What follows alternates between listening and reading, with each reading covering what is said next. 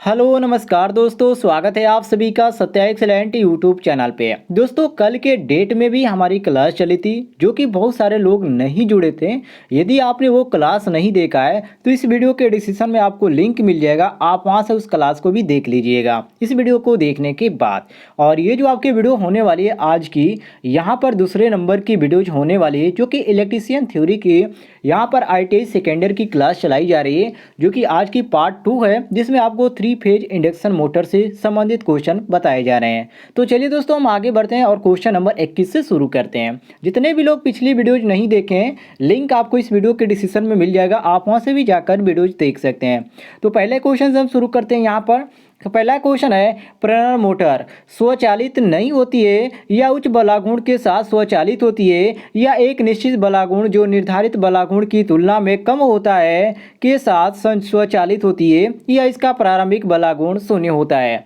चलिए एक बार सभी लोग इसका आंसर दीजिए। मैं डेली आपके लिए कहता हूं कि आपको मात्र 5 सेकेंड का ही मौका दिया जाएगा, और यहाँ पर अच्छी बात है, बहुत सारे लोग ऐसे भी हैं जो कि 5 सेकेंड के अंदर ही इसका आंसर दे पाते हैं। तो क्वेश्चन नंबर 21 का सभी लोग आंसर दीजिए।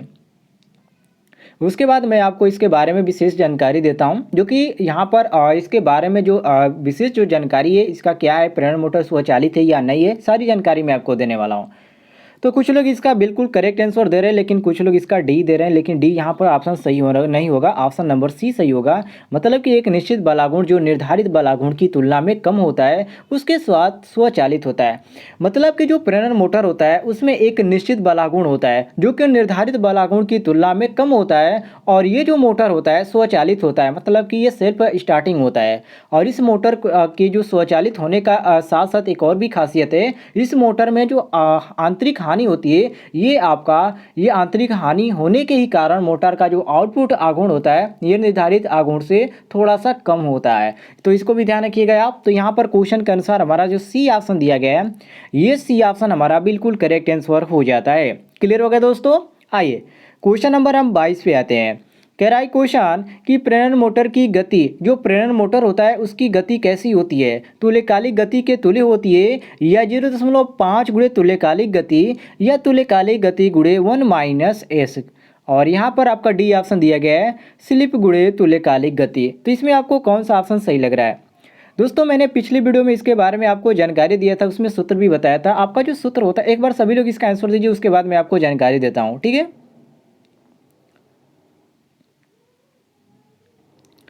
तो इसका मैंने आपको सूत्र बताया था, S बराबर NS माइनस NR अपान NS बताया था, ठीक है। जिसमें यदि हम SNS को हम बाहर निकालते हैं तो ये आपका हो जाता है NS माइनस NR हो जाता है, जिसका फाइनल सूत्र बनता है NR बराबर NS 1 - s हो जाता है, ठीक है। तो यहाँ पर देखिए, यहाँ पर जो हमारा ऑप्शन मैच कर रहा है वो हमारा ऑप्शन नंबर सी मैच कर रहा है, मतलब कि तुल्यकालिक गति गुणे 1 - s। एन क्या है आपका, एन आर क्या, सॉरी यहाँ पर एन एस क्या है आपका, तो ये आपका तुल्यकालिक गति है, मतलब सिंक्रोनस स्पीड है। तो यही हमारा हो जाता है सिंक्रोनस स्पीड गुणे 1 - s, मतलब तुल्यकालिक गति गुणे 1 - s हो जाता है। तो यहाँ पर सी ऑप्शन हम बिल्कुल करेक्ट आंसर मारेंगे। क्लियर होगा दोस्तों। आइए क्वेश्चन नंबर हम 23 पे आते हैं। कह रहा है क्वेश्चन, औद्योगिक प्रतिष्ठानों में प्रायः प्रयुक्त होता है त्रिकलीय प्रेरण मोटर या तुल्यकालिक मोटर या DC शंट मोटर या यूनिवर्सल मोटर। औद्योगिक प्रतिष्ठानों में कौन सा प्रयुक्त होता है इनमें? चलिए एक बार सभी लोग इसका आंसर दीजिए। क्वेश्चन नंबर 23 का सभी लोग आंसर दीजिए। तो देखिए दोस्तों, औद्योगिक प्रतिष्ठानों में जो होता है 3 फेज जो प्रयुक्त इसमें मोटर होता है, ठीक है, मतलब 3 फेज इंडक्शन मोटर इसमें प्रयुक्त होता है। अब रीजन क्यों ऐसी मोटर को यहाँ पर करेक्ट किया जाता है, तो देखिए इसका मोटर जो होता है, जो 3 फेज इंडक्शन मोटर होता है, उसकी संरचना जो होती है बहुत ही सरल होती है और अनुरक्षण मतलब कि बहुत ही कम व्यय की होती है, व्यायाम की होती है, इसलिए इसको मारते हैं हम ऑप्शन नंबर ए बिल्कुल करेक्ट आंसर। अदक इसमें जो प्रयोग होता है वो 3 फेज इंडक्शन मोटर का, ये ऑप्शन नंबर ए हमारा बिल्कुल सही हो जाता है।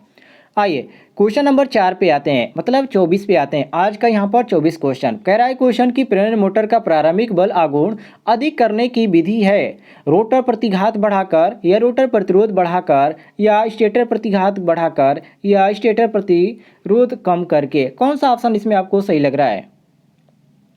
वेरी वेरी इंपॉर्टेंट क्वेश्चन है दोस्तों। चलिए यहाँ पर आपका सही हो जाता है ऑप्शन नंबर बी बिल्कुल करेक्ट आंसर। मतलब कि प्रेरण मोटर का जो प्रारंभिक बल होता है वो आघूर्ण अधिक करने की कब क्या होता है सबसे उत्तम विधि होता है, और रोटर की जो प्रतिरोध होता है उसको बढ़ाकर हम इसको ऐसा कर सकते हैं। अब यहाँ पर देखिए क्वेश्चन के अनुसार जो हमारा ऑप्शन नंबर बी दिया है, मतलब कि रोटर प्रतिरोध बढ़ाकर, ये हमारा बिल्कुल करेक्ट आंसर हो जाता है। ऑप्शन नंबर बी यहाँ पर हम बिल्कुल करेक्ट मारेंगे। आइए आगे बढ़ते हैं क्वेश्चन नंबर 25 पे। कह रहा है क्वेश्चन त्रिकलीय मोटर का शक्ति गुणांक लगभग कितना होता है? इकाई होता है, या 0.8 पश्चगामी होता है, या 0.8 अग्रगामी होता है, या 0 पश्चगामी होता है? कौन सा ऑप्शन आपको इसमें सही लग रहा है? चलिए एक बार सभी लोग इसका आंसर दीजिए। क्वेश्चन नंबर 25 का सभी लोग आंसर दीजिए। तो देखिए दोस्तों, थ्री फेज जो मोटर होता है उसका जो शक्ति गुणांक होता है इसको लगभग माना जाता है, लगभग वाका होता है 0.8 अग्रगामी होता है, ठीक है। और जो प्रेरण मोटर का जो शक्ति गुणांक होता है वो प्रारंभ में अधिक धारा ले लेता है, ठीक है, और बाद में क्या होता है स्लिप का मान अधिक हो जाता है, एस बराबर क्या हो जाता है 1 हो जाता है, और ये 1 होने के कारण आपका 0.2 ये क्या हो जाता है पश्चगामी हो जाता है। लेकिन जैसे जैसे जो मोटर होता है वो चलना आरंभ करती है वैसे वैसे स्लिप का जो मान होता है कम होता है, और इसके कारण जो शक्ति गुणांक होता है वो भी आपका कम होता है। इसलिए यहाँ पर क्वेश्चन के अनुसार हमारा ऑप्शन नंबर बी बिल्कुल करेक्ट आंसर हो जाता है। बी ऑप्शन के अनुसार यहाँ पर हम सही मारेंगे, क्वेश्चन के अनुसार बी ऑप्शन बिल्कुल करेक्ट आंसर। क्लियर होगा दोस्तों? आइए क्वेश्चन नंबर 26 पे आते हैं। कह रहा है क्वेश्चन प्रेरण मोटर की दक्षता होती है 50% से 60%, या 80% से 90%, या 30% से 40%, या 100%? कौन सा ऑप्शन आपको इसमें सही लग रहा है? थोड़ा सा इजी भी क्वेश्चन है आपके लिए, बता सकते हैं आप सभी लोग कौन सा ऑप्शन इसमें सही है। तो इसमें आपका सी ऑप्शन बिल्कुल सही हो जाता है। मतलब कि प्रेरण मोटर की जो दक्षता होती है कितना होती है, और सॉरी यहाँ पर बी ऑप्शन सही हो जाएगा, नॉट सी हो जाएगा, क्योंकि 80 से 90% आपका होता है प्रेरण मोटर की दक्षता। तो यहाँ पर बी ऑप्शन करेक्ट मारेंगे, 80% से 90%, ठीक है, ये होती है। और यदि ट्रांसफार्मर की से इसकी तुलना की जाए तो जो ट्रांसफार्मर की दक्षता होती है इससे कम होती है। तो यहाँ पर सही हो जाता है ऑप्शन नंबर बी बिल्कुल करेक्ट आंसर। आइए आगे बढ़ते हैं हम क्वेश्चन नंबर 27 पे। कह रहा है क्वेश्चन प्रेरण मोटर की गति परिवर्तन की विधि है फ्लक्स नियंत्रण, या आर्मेचर प्रतिबाधा नियंत्रण, या ध्रुव की संख्या परिवर्तित कर, या उपयुक्त सभी? कौन सा ऑप्शन आपको इसमें सही लग रहा है? चलिए सभी लोग बताइए। क्वेश्चन नंबर 27 का आंसर सभी लोग दीजिए। तो ध्यान रखिएगा दोस्तों, प्रेरण मोटर की जो गति होती है ध्रुवों की संख्या परिवर्तित करके हम कर सकते हैं। मतलब कि इसकी और बहुत सारी विधियों है जिसके अंतर्गत इसको हम प्रोसेस इसका कर सकते हैं, जैसे कि आवृत्ति में परिवर्तन करके, यह सप्लाई जो वोल्टेज होता है उसको परिवर्तित करके, और रोटर प्रतिरोध या स्लिप बदल कर भी हम ऐसा कर सकते हैं। इसलिए यहाँ पर क्वेश्चन के अनुसार हमारा सी ऑप्शन बिल्कुल करेक्ट हो जाता है, ध्रुव की संख्या परिवर्तित कर, अर्थात ऑप्शन नंबर सी हमारा बिल्कुल करेक्ट आंसर हो जाता है।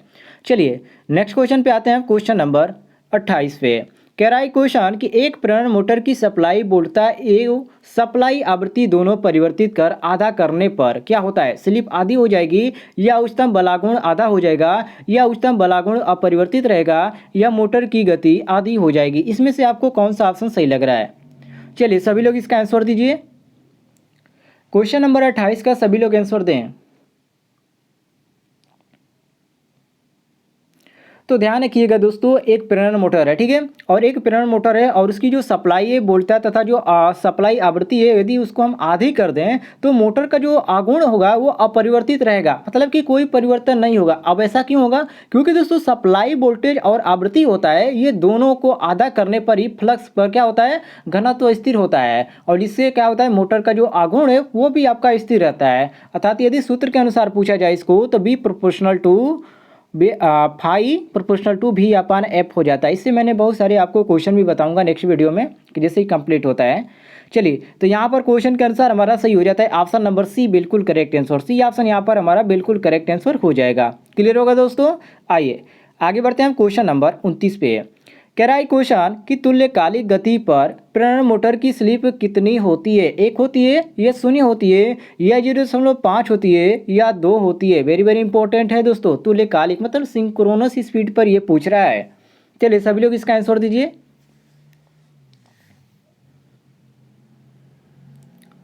वेरी वेरी इंपॉर्टेंट क्वेश्चन है दोस्तों, एक बार सभी लोग इसका आंसर दीजिए। तो देखिए दोस्तों, तुल्यकालिक गति पर प्रेरण मोटर की जो स्लिप होती है वो शून्य होती है। और इसका रीजन क्या है, क्यों ये शून्य होती है? तो देखिए इसका रीजन यही है कि जो प्रेरण मोटर होता है उसमें उस मोटर में तुल्यकालिक गति पर स्टेटर और जो रोटर होता है उसके बीच एक सापेक्षिक गति होती है, वो शून्य होती है, जिसके कारण मोटर की जो स्लिप होता है उसका भी मान क्या होता है, शून्य होता है। मतलब कि एस बराबर N S minus N R हो जाता है। ठीक है, अब इसको देखिए, ये आपका N S minus N R हो जाता है, तो एस बराबर N S minus N R, तो एस का मान कितना आ गया, तो यहाँ पर हमारा शून्य हो जाता है। अब देखिए यहाँ पर दोस्तों हमारा क्वेश्चन के अनुसार ऑप्शन नंबर जो बी दिया गया है, इसी के अनुसार हम ऑप्शन नंबर बी बिल्कुल करेक्ट आंसर मारेंगे, जिसमें N S minus N R बराबर शून्य होता है। तो ये आपका ऑप्शन नंबर बी बिल्कुल करेक्ट आंसर हो जाता है। क्वेश्चन नंबर आते हैं 30 पे। कह रहा है क्वेश्चन कि निम्न मोटरों में किस मोटर का गति नियंत्रण सबसे अधिक जटिल है? पिंजरा प्रारूपी मोटर प्रेरण मोटर का, या स्लिप रिंग प्रेरण मोटर का, या डीसी शंट मोटर का, या तुल्यकालिक मोटर का? चलिए सभी लोग इसका आंसर दीजिए। क्वेश्चन नंबर 30 का सभी लोग आंसर दें। थोड़ा सा इजी भी क्वेश्चन है। ऐसे क्वेश्चन मैं बहुत सारे आपको करा चुका हूं, और ज़्यादातर क्वेश्चन आपको डेली मिलते हैं हमारे चैनल के माध्यम से, इलेक्ट्रीशियन ट्रेड के ही। और इस समय फीटर का नहीं चलाया जा रहा है, क्योंकि फीटर के बहुत सारे स्टूडेंट अभी तक नहीं जुड़े हैं। वीडियो पब्लिश करने पर भी कोई व्यू नहीं जाता, इसके अंतर्गत आपको कोई वीडियो नहीं मिल पाता है। ठीक है, चलिए यहाँ पर इलेक्ट्रीशियन वालों के लिए क्लास चलाई जा रही है, और जो लोग चैनल पे नए होंगे सब्सक्राइब भी कर लीजिएगा, क्योंकि इस तरह की क्लास आपको डेली देखने को मिलेगी इस चैनल के माध्यम से, जब तक परीक्षा आपकी ख़त्म नहीं होती है। तो देखिए दोस्तों, जो पिंजरा प्रारूपी प्रेरण मोटर होता है उसका जो गति नियंत्रण के सबसे जो जटिल होता है वो आपका ये ही होता है। मतलब कि ये सबसे जटिल होता है, इसको क्या करना, कंट्रोल करना इसकी गति को। ठीक है, अर्थात एनएस को इसको कंट्रोल करना सबसे जटिल होता है। क्यों, ऐसा क्यों होता है? क्योंकि इसकी जो संरचना होती है, मतलब कि इसकी जो बनावट होती है, इसमें इस प्रकार की कोई भी व्यवस्था नहीं होती है कि रोटर में कोई प्रतिरोध जोड़ा जा सके। इसलिए इसकी स्पीड जो होती है काफ़ी इसको कठिन, यहाँ पर जटिल पकड़ लेती है, मतलब कि बहुत हाई स्पीड पकड़ लेती है। इसलिए यहाँ पर मारेंगे ऑप्शन नंबर ए बिल्कुल करेक्ट आंसर, अर्थात पिंजरा प्रारूपी प्रेरण मोटर। ऑप्शन नंबर ए यहाँ पर बिल्कुल करेक्ट आंसर हो जाता है हमारा। आइए आगे बढ़ते हैं हम नेक्स्ट क्वेश्चन पे।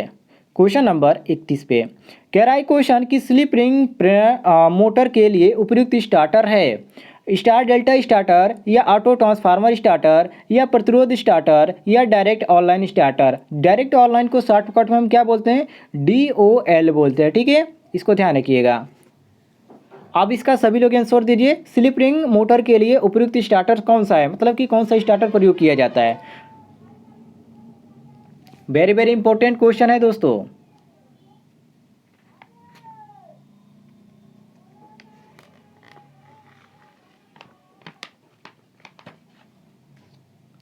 तो ध्यान दीजिएगा, स्लिप रिंग जो मोटर होता है उसका जो उसमें जो उपयुक्त होता है, मतलब कि जिसमें प्रयोग होता है मोटर, वो आपका स्टार प्रतिरोध स्टार्टर होता है। मतलब कि स्लिप रिंग मोटर के लिए स्टार में आपका जो स्टार होता है वो आपका स्टेटर में ही स्टार संयोजित प्रतिरोध को स्टेटर से के साथ संयोजित किया जाता है। और यहाँ पर हमारा कौन सा मैच करा है, तो ऑप्शन नंबर सी मैच करा है, प्रतिरोध स्टार्टर। अर्थात ऑप्शन नंबर जो सी दिया गया हमारा, ये क्वेश्चन के अनुसार हमारा सी ऑप्शन बिल्कुल करेक्ट आंसर हो जाता है। आइए नेक्स्ट क्वेश्चन पे आते हैं। क्वेश्चन नंबर 32 पे कह रहा है क्वेश्चन, यदि मोटर को रियोस्टेटिक नियंत्रण विधि से स्टार्ट किया जाए तब मोटर की गति बढ़ने के साथ मोटर की क्या होगी, स्लिप बढ़ती है, या बलागुण बढ़ता है, या बलागुण कम होता है, या शक्ति गुणांक कम होता है? कौन सा ऑप्शन इसमें आपको सही लग रहा है? चलिए सभी लोग इसका आंसर दें।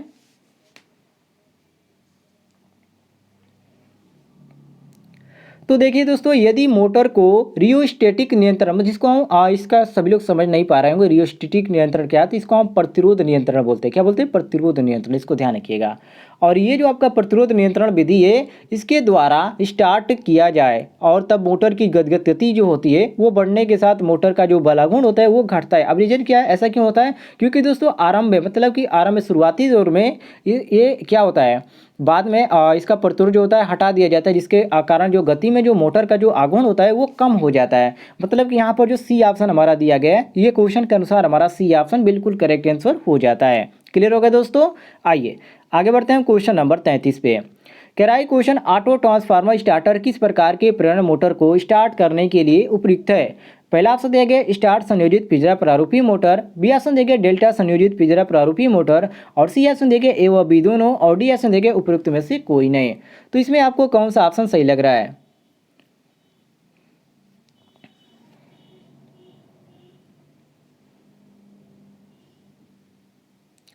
तो देखिए जो आपका ऑटो ट्रांसफार्मर होता है इसमें आपका स्टार जो स्टेटर होता है ये आपका स्टार तथा डेल्टा दोनों पिंजरा प्रारूपी प्रणाली के लिए प्रयुक्त किया जाता है। अब रीजन क्या ऐसा क्यों होता है? क्योंकि दोस्तों इस स्टार्टर में जो आपका ऑटो ट्रांसफार्मर होता है उसके टर्न अनुपात के अनुसार ही मोटर की सप्लाई दी जाती है, इसलिए ऐसा किया जाता है। अर्थात यहाँ पर हमारा ए भी सही होगा, बी मतलब कि सी ऑप्शन यहाँ पर हम बिल्कुल करेक्ट आंसर मारेंगे, सी ऑप्शन यहाँ पर हमारा सही हो जाता है। आइए नेक्स्ट क्वेश्चन पे आते हैं, क्वेश्चन नंबर 34 पे। कह रहा है क्वेश्चन प्रेरण मोटर के बलागुण स्लिप का वक्र आकार होता है अति परवलय या परवलय या सीधी रेखा या आयताकार परवलय। इसमें से आपको कौन सा सही लग रहा है? चलिए सभी लोग इसका आंसर दीजिए।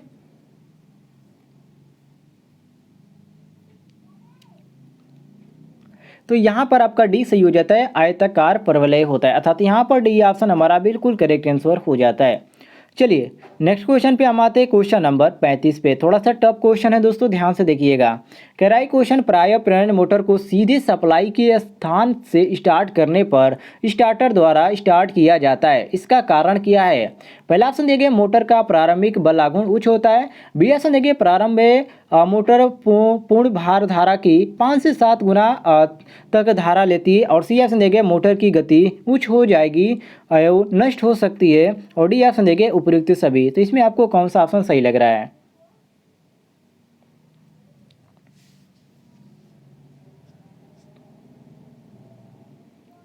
तो ध्यान रखिएगा दोस्तों, जो आपका मोटर होता है उसको सीधे सप्लाई के स्थान पर स्टार्टर द्वारा ही स्टार्ट किया जाता है, और इसका मुख्य कारण ये होता है कि स्टार्टिंग में जो मोटर होता है वो आपका पूर्ण भार धारा को 5 से 7 गुना ही धारा लेता है, और इसमें आपका जो मोटर होता है उसमें क्या होता है, उसमें जलने की संभावना बढ़ जाती है। अब रीजन क्या होता है, क्यों ऐसा होता है? क्योंकि जो इसमें जो मोटर होता है उसकी स्थिति में जो विरोधी विद्युत वाहक बल होता है, ठीक है, जिसको हम ईबी से इंडिकेट करते हैं, वो आपका नहीं होता है, जिसके कारण मोटर जो होता है अधिक धारा लेती है। अर्थात इसका सूत्र के अनुसार आप जाना चाहते हैं तो आई इसका होता है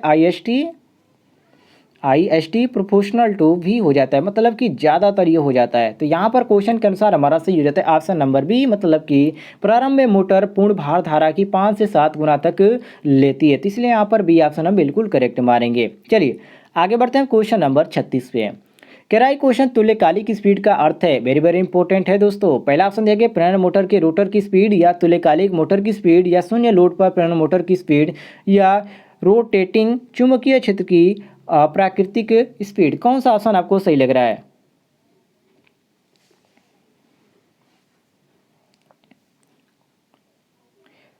चलिए सभी लोग इसका आंसर दें। तो देखिए दोस्तों तुल्यकालिक गति जिसको हम क्या बोलते हैं, सिंक्रोनस स्पीड बोलते हैं, और इसका अर्थ ये होता है कि घूर्णीय मतलब कि रोटेटिंग चुंबकीय क्षेत्र की प्राकृतिक गति से यहाँ पर जब प्रेरण मोटर की गति जो होती है ये 3 फेज जो कुंडलन को 3 फेज सप्लाई दी जाती है, तो मोटर के स्टेटर द्वारा घूर्णीय चुंबकीय फ्लक्स जो होता है उत्पन्न होता है, जो कि तुल्यकालिक गति से क्या होता है, घूमता है, मतलब रोटेट करता है। तो यहाँ पर डी ऑप्शन बिल्कुल करेक्ट हो जाता है, रोटेटिंग चुंबकीय क्षेत्र की प्राकृतिक स्पीड। तो डी ऑप्शन यहाँ पर हम करेक्ट मारेंगे। आगे बढ़ते हैं क्वेश्चन नंबर 37 पे। ये तो बहुत ईजी है, सभी लोग बता सकते हैं। कह रहा है क्वेश्चन की त्रिकलीय प्रेरण मोटर के घूर्णीय चुंबकीय क्षेत्र की घूर्णन गति निम्नलिखित व्यंजक से व्यक्त की जाती है, और इसका मैंने आपको सूत्र बताया था, आप सभी को बता देना चाहिए क्योंकि ये बहुत ही इंपॉर्टेंट है और बहुत ही ईजी भी क्वेश्चन है। इसका होता है 120F/P, और इसमें कौन सा मैच करा है, तो यहाँ पर हमारा सी मैच कर रहा है, ठीक है। तो ये आपका सी ऑप्शन बिल्कुल करेक्ट आंसर हो जाता है। तो दोस्तों फिलहाल आज के लिए इतने वीडियो को में आपको क्वेश्चन कवर किया गया था। क्वेश्चन आपको पसंद आता है तो वीडियो पर लाइक कीजिएगा और ज़्यादा से ज़्यादा शेयर कीजिएगा।